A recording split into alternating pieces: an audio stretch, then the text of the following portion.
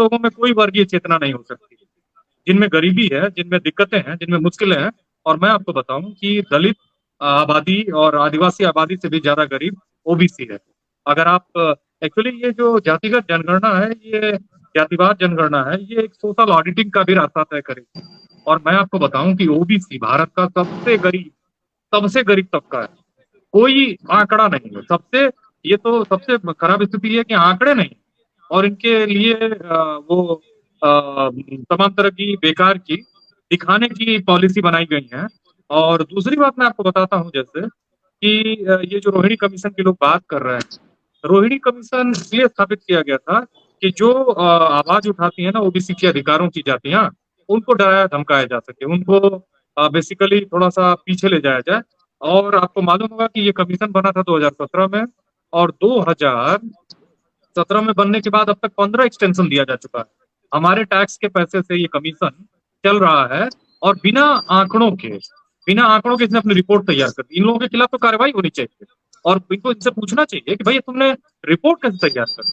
1872 में अंग्रेजों ने पहली जातिवार जनगणना की थी। उसके बाद से 1931 तक की गई है। उसके बाद से कोई जनगणना नहीं हुई है। और जो लोग अभी मांग कर रहे हैं, जो सत्ता में नहीं है, कांग्रेस के लोग, ये यही इन्हीं लोगों ने उसकी लिपापोती की, 5,000 करोड़ रुपया खर्चा करके, हमारे टैक्स के पैसे का, हमारा पैसे का, जो हमारी भलाई के लिए खर्च होना था। बीजेपी उस समय मांग करती थी, अब वो सत्ता से चले गए, और अब कांग्रेस मांग कर रही है।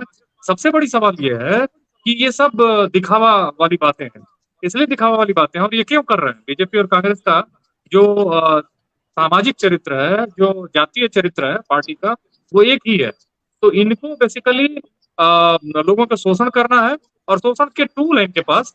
और वो इसीलिए इसको जातिगत जनगणना एक ऐसा, एक्चुअली आपको मैं आंकड़ों से बात करूंगा, एब्स्ट्रैक्ट बातें नहीं होंगी। विश्वविद्यालयों में भारत में संविधान के हिसाब से रिजर्वेशन लगा हुआ है। अभी भी भारत के विश्वविद्यालयों में 72%, 70 से ऊपर के करीब करीब अपर कास्ट रिप्रेजेंटेशन है। जो भी उच्च जातियों से है, अगर वो आदमी की तरह नहीं सोचता है, उसको अवश्य बुरा लगता होगा ये बातें, भले वो कितना हूं अपने को प्रगतिशील दिखाता हो। क्योंकि उसकी प्रिविलेज, उसकी हेजेमनी को चुनौती मिलती है। मीडिया में देखिए, जुडिशरी में देखिए, सबसे बड़ा मजाक तो जुडिशरी है। चाहे वो सुप्रीम कोर्ट हो, चाहे वो हाई कोर्ट हो, चाहे वो लोअर कोर्ट हो, पूरा मजाक है। तो ये अब तक भारत में 70 सालों में क्यों नहीं हुई?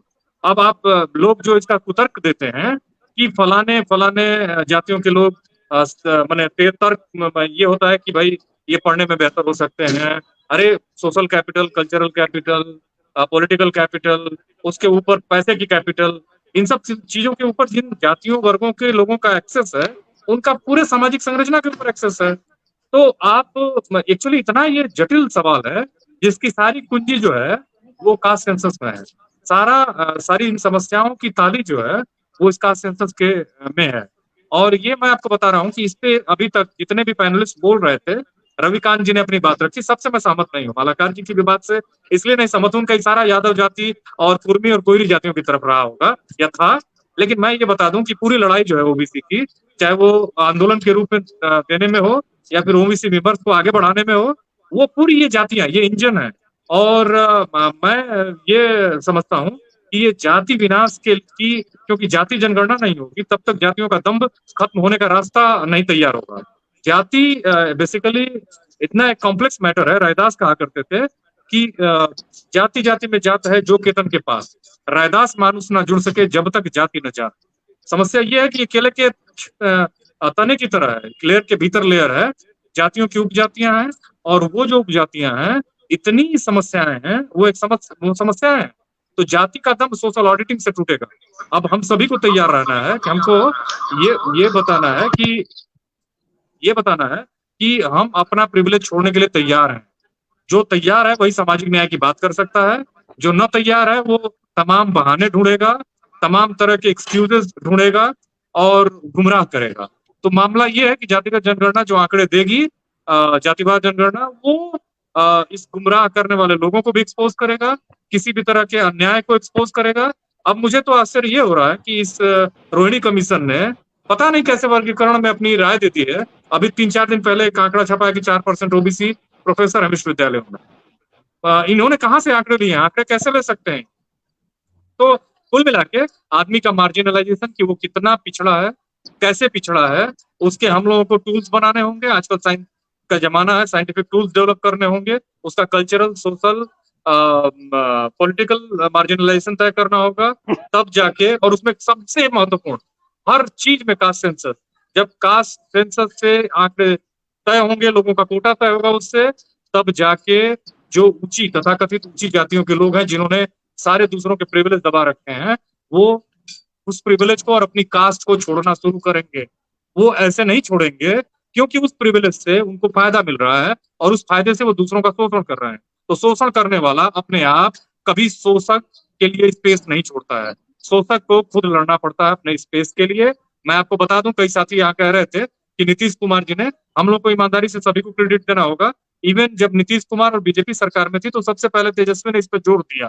मैं ये नहीं कहता हूँ कि तेजस्वी क्या ने ही इस मुद्दे को उठाना शुरू किया, लेकिन बिहार में ये जो जातिवाद जनगणना होना शुरू हुई, मुझे याद है कि तेजस्वी विपक्ष में रहते हुए भी दिल्ली आए, नीतीश कुमार जी भी आए। उस समय नीतीश जी और बीजेपी की थोड़ी भीतर भीतर खींचतान चल रही थी, लेकिन ये इस मुद्दे में दोनों पार्टियां, आरजेडी और जेडीयू, दोनों बराबरी के क्रेडिट के हकदार हैं। और वही नहीं, जितने भी इन लोगों के सतर्क होने से पहले कई तरह के सामाजिक संगठन थे इस देश में, जो लगातार एक्टिव थे, जो लगातार इन बातों को उठा रहे थे, और इन्हीं पॉलिटिकल फोरम्स के द्वारा उन्होंने अपनी बातों को आगे रखा है। तो ध्यान रखिएगा, मैं फिर एक बार कह रहा हूं कि ये जो जाति के खात्मे का ये एनिहिलेशन ऑफ कास्ट की नींव रखेगी कास्ट सेंसस, और तमाम तरह के न्याय को इंश्योर करेगी। केवल सामाजिक ही न्याय नहीं, हर तरह के न्याय का रास्ता तय करेगी।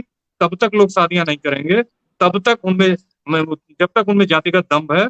जब दूसरे वर्गों के लोग, दूसरी जातियों के लोग आर्थिक रूप से मजबूत बनेंगे, तो ऑटोमेटिक वो शादियां करेंगे, उनको आसपास बैठाएंगे। नहीं तो वो बोलते कुछ और हैं, प्रैक्टिस कुछ और करते हैं। और समाज में ये जो पाखंड है, दोगलापन है, वो जारी रहेगा, चलता रहेगा।